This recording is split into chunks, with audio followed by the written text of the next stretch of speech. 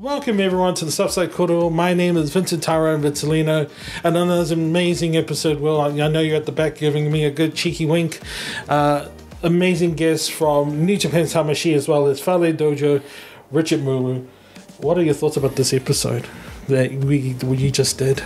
You know, did you like this episode? Yeah, I enjoyed it. So this is my first time.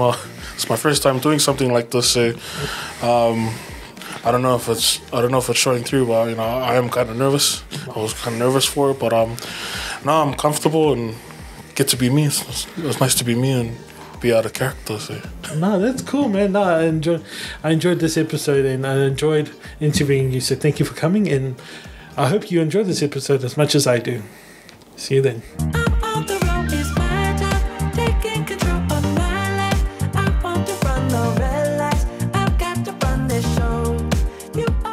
My name is Richard Mulu.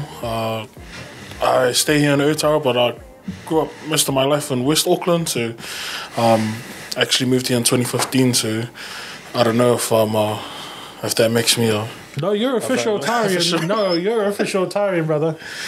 Yeah, and I train at a gym called Fale Dojo in Otahu, also known as the New Zealand Dojo.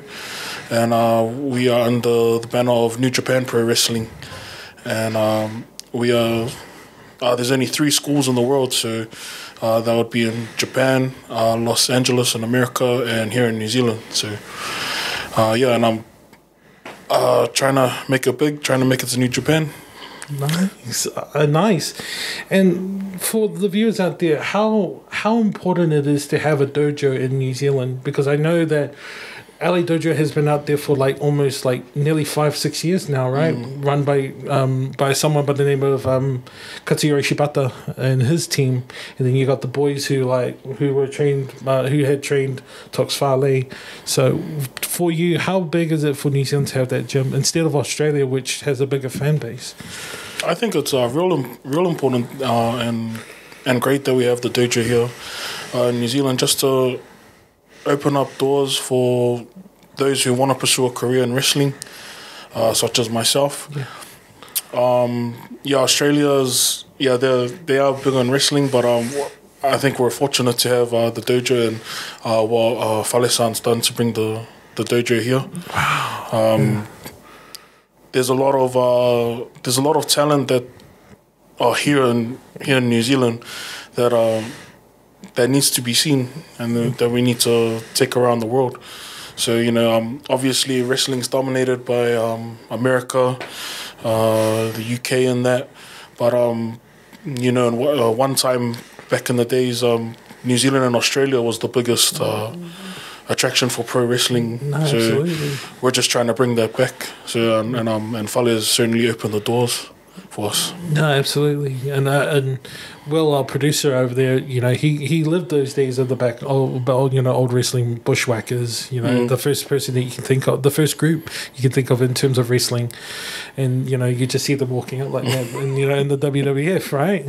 See, I'm young, I'm 33, but I still remember, But these New Zealand wrestlers, they go under the scope, you think of James Tangaisi and all those guys, I wish they have more of a spot like yourself, talent that, go out abroad and then become as big as someone like Jay White. But let's come back to the beginning. So what brought you, what got you into wrestling in general? My family, we obviously, most poly families, we grew up watching wrestling. And Dad would always make sure it was on. I think it was back in the day when we had TV4. Yeah. I think, and it was Raw and all that. And he'd always make sure we'd be together watching it. And I always remember it fondly because it was just a time where we could just zone out from, everyday life. And, just watch these larger than life characters be extremely over the top. And that's really where it all started, and I've been watching it ever since. Yeah, you still follow wrestling? Even though that's a silly question, you still follow WWE and all those other brands despite your belonging to New Japan? Yeah, I think it's good to keep an eye out, for those other brands and just kind of keep up with what they're doing and that. But yeah, obviously after doing the trainings and that, I watch it a lot different to everyone else now than how I used to. Because when you grow up watching it, you just watch it as a fan. And you're just always excited and always, anticipating what's going to come up next and that. And then now, after training, it's like I just see everything through a different lens. So I enjoy it. There are still times where, I enjoy it and I just want to be a fan. But then sometimes it's hard for me to enjoy it at the same time because it's like, okay, I already know. Yeah.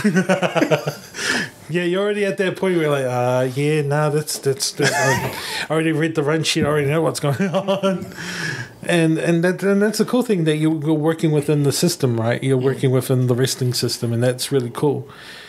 What broke you from being a fan to being a wrestler? What made you want to take that first step into being that?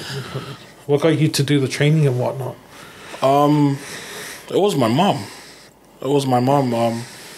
Obviously, finishing school, I didn't go to uni, and I was just trying to figure out what I wanted to do, and so I was just working, and I was pretty happy. I was pretty content where I was. I was able to help out my parents, with bills and putting food on the table and there, and I was pretty content.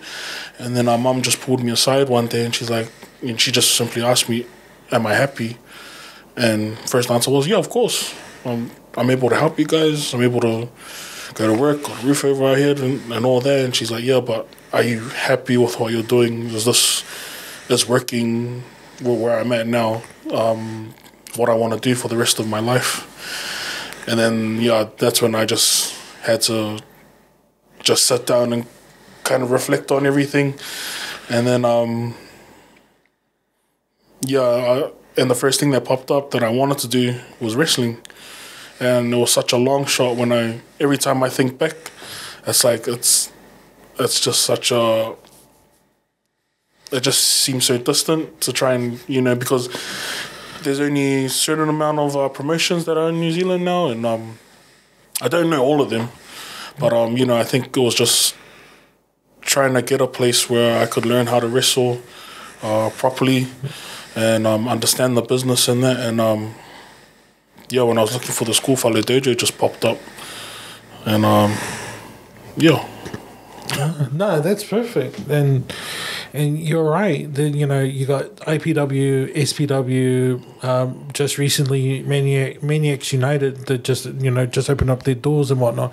It's so few New Zealand proper wrestling promotions out there. Like even like Hughes Wrestling Academy just popped up as recently, and. For us South Aucklanders, we don't see that. Or for me, when I was looking at wrestling, because I wanted to be a wrestler, and despite the 150-pound frame, I wanted it. I wanted to be one, but it wasn't for me to. At the time when I was looking at it through that lens, it was like, I gotta, like you said, gotta provide for the family, or you gotta do something else that might provide the family. So I went through to IT, but then I look at guys like yourself who went through the actual hoops of doing that, and I'm like, maybe I'm 33, I can still go through those hoops, Of course you can. Yeah. Of course you can. You just got to manifest it. You just got to manifest it, and that's what Fale always tells us, all of us that come through the system, through New Zealand Dojo, man, if you want it enough, if there's something that you really want to achieve and accomplish, you just got to believe in yourself and tell yourself you can do it. And and it'll come through, man. And he's living proof. He's living proof of that. And I think one of our trainings. Sorry, I'm going off the. No, it's all right. That's all. But I just remember it was my first intake. Intake is 3 months, and it's pretty much just to test everyone, where they're at mentally, physically, and spiritually, and that. And I remember we were doing hill sprints. Yeah, we were doing hill sprints in Otahu, and being the biggest guy there, it was kind of intimidating for me because I was working alongside all these guys. They were just so fit, and they were already in shape, and they already had experience in the ring and that. So I knew it was going to be a challenge, fitness-wise. Us big guys, just carrying a lot of weight. Yeah. And I just remember we're doing hill sprints, and these guys are finishing just easy stuff, and here I am. I'm like, try and sprint the first one, come back down, and we had about I think it was about 20 or 30 we had to do, and I was just absolutely exhausted. I was gone, and I really wanted to give up. And and then he's seen me at my absolute worst. I was literally crying. I was in tears, and I was out of breath, and I was just like, I didn't want to hear anything from anyone. And then he came up to me, and I got to the top, and then I was like, I don't think I can do this. This is way too hard. And he just told me, bro, I'm not looking for the guy who finishes first all the time. I'm looking for the guy who doesn't give up. And then he just walked off. And then I was just like, and then that's when everything clicked. So then I was like, okay, I'm crying, I'm out of breath, but if I can still go, I'll go. Even if I have to walk it, even if I have to walk this, I'll finish everything I can. And that moment's always stuck with me through everything I do. There's still moments where I have, you have doubt that creeps in sometimes, and you question yourself on what you're doing am I doing enough? Is it the right choice in that? And but I always go back to that moment, and then I'm just like, man, just keep driving through, and just remember why you started. And I started because I wanted to provide for my family. I wanted to live a better life. I wanted to be financially stable. And I think that's for anyone, especially here in, South Auckland as well. You always hear about the struggle in that. But, man, if you're struggling through anything, not just wrestling, just life in general, anything, man, if you can just manifest those positive thoughts, you'll get through anything. This is what I live for, Will. These are the moments, man. We don't plan these sort of things, and this is why I do the podcast. Is because there are people who have uncanny ability to reach out to people without them knowing, and that's what I believe about wrestlers. They can do that. They have that ability to reach out to people. You talking about that, perseverance. You reminded me of a young Dusty Rhodes in his AWA, the promo, right? Yeah. He goes, my hand is touching your hand, I feel that, but it's a modern day take to it. But it's a modern day take to the point where anyone from here, anyone from Auckland can be able to touch upon it and go, hey, I'm running my own hill. I'm going to keep constantly running up this hill. But I know a brother who's running the hill now, and he's still doing it constantly every day, So thank you for sharing that moment with me. Yeah, I hope it. So I'm gonna go through the technical side of things. So you're now with Fale Dojo. What is the training like when you first started to now? Because it must be grueling, because he mentioned this about the Japanese training, and it's pretty full on. Yeah, it feels nice. It's just to root out those who are just there for show, really, in those 3 months. But the training does test you, and they're in your face, but they're not doing it just for the sake of doing it. It's because it's New Japan Pro Wrestling. This is it's one of the biggest companies in the world, and they only expect the highest levels of professionalism and athleticism and all that. So not only are you putting yourself out there, if they're going to invest money in you and their time, you have to be able to handle everything that's going to be thrown at you, because I've been wrestling under the Tamashi brand just for the last little while, and just doing these these tours in Australia, and that you just kind of get a taste of what they have to go through travel wise. Yeah. It's like, okay, you already done one show, and then it's like 4 hours later you got to wake up for your flight the next morning just to make it to the next venue and there, and then sometimes you don't even get to sleep properly. You'll just be like, finish the show, go back to your hotel, and then it's kind of just alone with your thoughts. Like, well, we could have done better, what we can do in the next show and that. So your mind's just constantly going, then all of a sudden it's like 3-4 hours later, got to get to the airport now. And then it's like, but it's what we sign up for. And, but in terms of training, it's excruciating, man. Like, can't sugarcoat any of that. It tests you, man. And Fale-san and our other coach, Tony Cosino, call him Tony-san, they've trained me to the point of me passing out. I've passed out in these trainings, and it's just because they just want the very best. And it's like, I'll wake up and I'll be like, what happened? And it's like, well, you're passed out. Are you going to get back into it? It's like, yeah, okay, straight back into it. There's no excuses. But, in terms of the training, it's only hard if you make it hard for yourself. And everything, that Fale's taught me, it's always just mental. If you can do it up here, everything's gonna run smoothly. Yeah.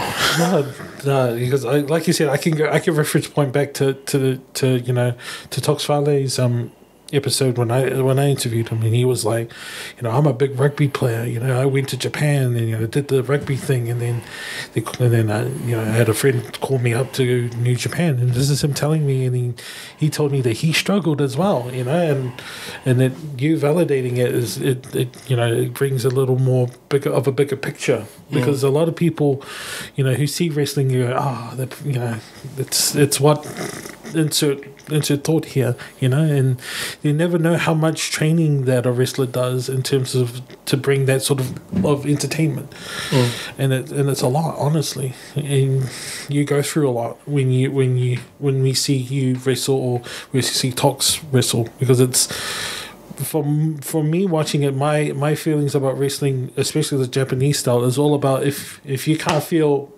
If I can't feel this, then you're not doing it right. Is that what the feeling when you learn from Fale is, that you got to make sure that everything... Pretty much.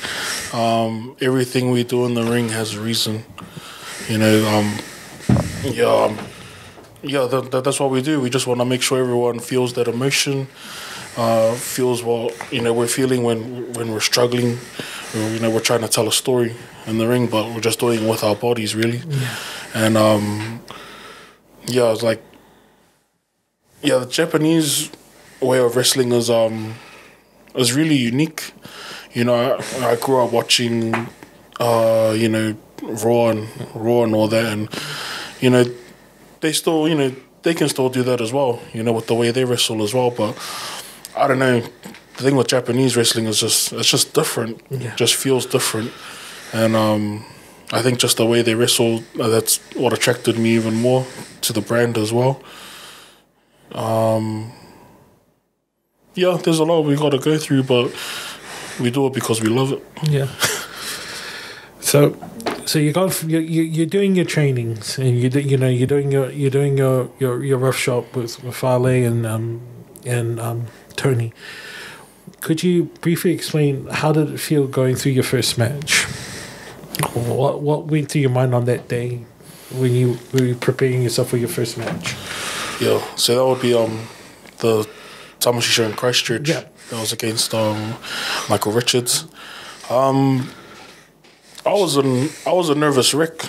I was a nervous wreck for it, because it's like you kind of just it's what you know what you're training for and that, and then I don't know if it's for every wrestler or certain wrestlers, you try and envision what it might look like, and and then we got to was it Pioneer Stadium in Christchurch? Yeah, that's right. Yeah, we got there, and then I saw the setup, and you just see all the chairs and empty chairs. You see the entranceway, and then it's just kind of it hits you. It hits you a lot, and you're just trying to imagine, just doing your warm ups and that, and you're just anticipating what's going to happen on the night, and then it's like, yeah, no, I was a complete nervous wreck, bro. And then it just kind of hit me even more when we just saw the crowd start coming in, and then it's just like you start hearing all the noise in there, and then I think I must have been the third or fourth match in. I can't remember. Yours was the third match. Yeah, I remember. And then I was just hearing the music and hearing the crowd, and then I was just like, they say, okay, you guys are up next, and then I was like, man, I was shaking, like I was I was gonna cry. I was literally behind the entrance, and then you're just waiting for them to announce, because this is what you've trained for, this is what you've pictured in your mind over and over again. And then when I look at the pictures of me in the entrance, and I'm like holding my hands like this, and I was just like, I was trying to hold it together. I was like, wanted to be in character in there, but I was just trying to hold myself together. But it was surreal, because it was coming out and just seeing the crowd, and then I was kind of surprised at the reaction I got. It was actually quite positive. Yeah. And but then I just kind of everything just came full circle. When you question yourself during those trainings, there's times where you're struggling with like money, and then it's like, man, is it worth going out pursuing my dream in that? Am I doing this wrong? Am I doing this right? Man, and in that moment, everything just felt right. Yeah. Everything just clicked, and you get such an adrenaline rush, especially when you get that crowd behind you, man. It's like it's an addiction, man. Nah. It's true what they say, man. This stuff is addictive, and but yeah, I was a nervous wreck, but I was in there with someone I trusted. I think that's important when in terms of working even not with wrestling, just anywhere in general where you work. Yeah. You're with someone you trust, everything just runs smoothly. No, absolutely. I just want to explain from a crowd's perspective. So I'm sitting along the ramp. So I'm near the entrance, and then I hear your music hit up, and then I hear the announcer go from South Auckland, Otago, and I was going, what the fuck? And I'm looking around the crowd, and then it's Cantabrian, so they don't know what's up north. So they're looking, going, well, where's this guy from? And I'm going, in my mind, I'm going, he's from South Auckland, bro. Yeah, so I'm literally out in the crowd. I don't know if you heard me, and I'm going, yeah, Otara. So I'm just cheering, and then I didn't know you were in that state of mind that you were nervous. I thought you were great. You let that crowd know that, hey, I'm here to play and not mess around. Mm-hmm. And then, sorry, spoilers. And then you see Richard pull the end, and then you just see this whole crowd going, what the and they boo him, and I'm going, yeah, that's right. You cheer for that guy, I just want to let you know that the crowd loved you that day. If that was your first match, they loved you. Because everyone went, yeah, Yeah, and I was really surprised at the reaction I got, but we got no choice when we get out there. Like, you have to hold it together. Yeah, this is we're wrestling for New Japan, and they say, you gotta make sure you do your job, I guess. But I'm still just in the beginning. Yeah, and I still got so much to learn. Even though, sometimes I like to think, I know, but then there's always something that pops up. There's always something new to learn. And, and just, I got the best guides, and Tox Fale and Tony Kozino, Mark Tui and Tangi Party as well. Damn, yeah. I got great mentors that have helped me on my journey. And, I was surprised at the reaction. I didn't think they were gonna like me that much, but I'm glad they did. And Christchurch was a really good crowd. And I'm gonna ask you this question because I was the proudest moment because I have an Australian friend named Mark, and he went to the last show that was out there, and then he mentioned that you were facing a well-known wrestler by the name of Shingo Takagi. Hiroki Goto. Oh, Hiroki. Yeah. Sorry, Hiroki Goto. See, I'm a Chaos fan and I forget names. That's fine, bro. Cut that out. No. So, yeah, so you told me that you were facing Hiroki Goto, who's a veteran out in New Japan Pro Wrestling. Yeah. 20 years this year. Absolutely. So how did that feel from facing someone like Michael Richardson and then facing him? So Michael Richards and then going up to Goto, who's like oh man, a senpai, a senior to you. Yeah. Because I think that was the Sydney show. That was the last Sydney show we did for Tamashi. So we were originally booked for myself and Goto-san to go against Tox Fale and another wrestler by the name of Lucci, who also came through the dojo, works with PWA.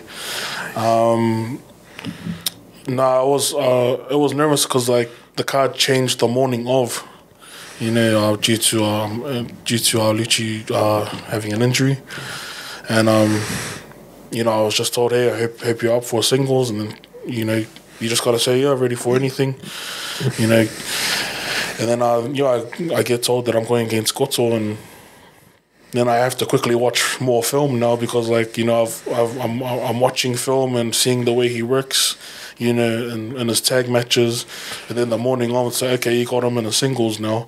So then I was like, okay, flip. So I had to quickly go through my New Japan account, and I'm just watching him, in singles action as well. But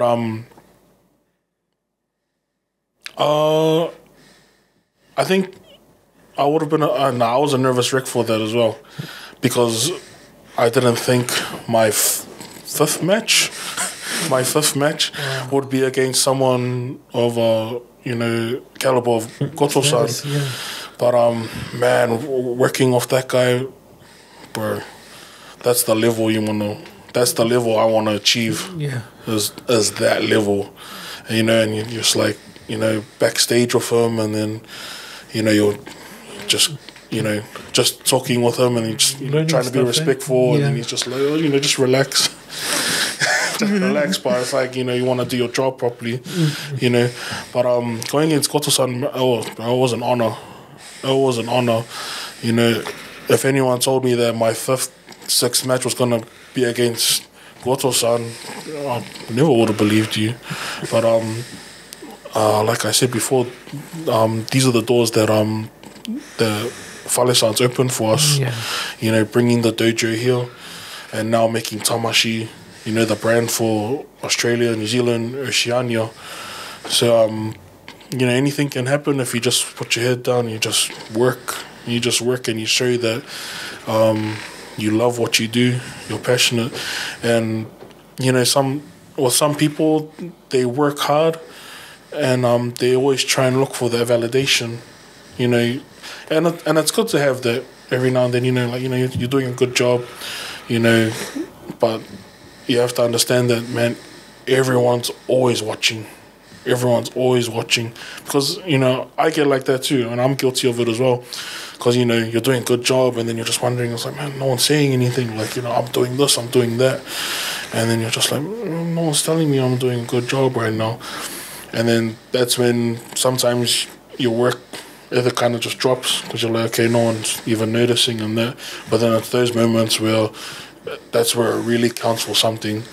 And then with Fale, he's very quiet, he's very reserved, and he kind of watches everything, and then he's like, but yeah, you can't expect validation all the time. Yeah. And I think seeing now that I've done a couple of intakes now, it's kind of buzzy when we have students from overseas come over, and then even before they start the intake, I'm getting messages and voice messages of, they're like, man, what's it like? What do I gotta do to get ready for this? And I tell them, you can't get ready for this. you cannot get ready for the training you're about to endure because it's different for everyone. Yeah. Everyone's got a different path. Everyone's got a different journey. And, there's a lot of people that say, yeah, no, I want this. And then when they see what they have to go through, and then, and that's one thing I told, I forgot his name, but I told him, man, it's like, man, if you really want this, you have to be all in. There's going to be times where you don't know the answers to everything. They're just going to tell you to figure it out. That's simply what you have to do. You just got to figure it out. Yeah.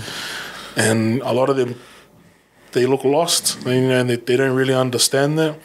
I didn't understand it when I got through, because I used to get frustrated when they used to say that to me. I'm like, man, how do I do this? How do I get through this? What road do I got to take? And they'll just simply be like, figure it out. It's like, why? Because New Japan's looking for problem solvers.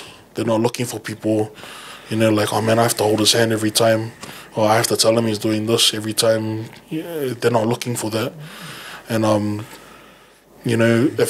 if you're gonna give up at the first feeling where you feel uncomfortable in that, and then you got to really ask yourself, did you really have a dream that you wanted to do this, that you wanted to be on TV? Because everyone just sees the fame, everyone just sees the money. They see all the upsides to it, but there's a lot of sacrifice becoming a professional wrestler as well. No, absolutely, and it goes with every other thing. It doesn't need to be a sport. It doesn't need to be anything famous. It goes along with life. It's, if you're willing to take 1,000 hours to work on something, then you're willing to work it for life. And that's the thing. You work your craft to the fullest till you become a master of it. And then if you're a master, then you should be able to teach those people to do it. And that's when you look at guys like Tox Fale and Tony. They've already worked their craft. They worked 1,000 hours of hard work, and you're getting there as well yourself. And now you got your own pathway of doing things, and I can't wait for you to be at Fale's position where you're teaching more. It'll be the coolest thing to see. It'll be Fale's dojo, but it'll be Richard Mulu being the head teacher. Oh, we'll see. We'll see what happens when we get there. So I have a couple more questions, and then we'll wrap things up. So my first of many, my two questions are: what is it that Richard Mulu wants to see himself in 5 to 10 years? What does the future hold for Richard Mulu?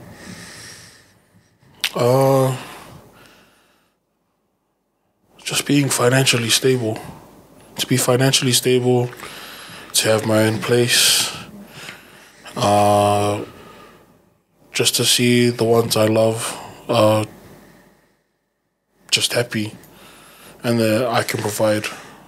I just want to see everyone I love happy. I want to see my partner be happy. I want to see my parents. I want to see family and my friends. I want them all to be happy, because if they're happy, I'm happy. I'm pretty content with that. But I obviously I want to see myself. I see myself. I don't want to say I want to see myself. I want to say I do see myself wrestling in Japan, wrestling overseas, everywhere. I just want to wrestle everywhere, and I want to do it under New Japan. I don't think I really see myself with any other company other than New Japan. Yeah. Yeah. That's cool. I honestly, I'm going to be honest with you, with the 60 odd episodes that I've done between two podcasts, I will honestly say, and I don't know if you feel the same, but that was the most modest answer I've ever heard. Everyone's got goals driven, and they go through their goals driven and all their feelings, but this answer, I'm going to keep this in my heart. It was modest, and it was so pure, and I loved it. Thank you for sharing that. Oh, thanks. And lastly, is there a quote or a saying that you carry with you that you always remember in your mind that you want to share to people who are watching this? Quote. I remember them at certain times. So it kind of changes, but I think think one of the biggest ones that I always remember is doubt kills more dreams than failure ever will. So just don't be afraid to fail. Don't be afraid to fail, because just be afraid that you never tried. And I think that's why I'm so happy that I actually went through with this, and that I found Fale Dojo, and they've stuck by me and they've believed in me, and even at times where I thought, nah, I can't do this, man. Fale-san, Tony-san, Mark-san, and Tangi-san, everyone at the dojo, man, they had so much belief in me, especially when I didn't see it. And I think that's a perfect quote I'd go by, and that's what they instill in me at the dojo as well. Is that, man? It's like, man, don't be afraid to fail, man. Just be afraid that you never tried, because if you don't try, you don't know, and you don't want to live with regret and questions. Like, man, I should have, I could have, and that's the quote. Sweet, nah, man, that's perfect. It perfectly sums up this whole entire episode. So thank you once again. Thanks for having me. And once again, thank you so much for watching this episode. I know you enjoyed this episode as much as I did. Kia ora.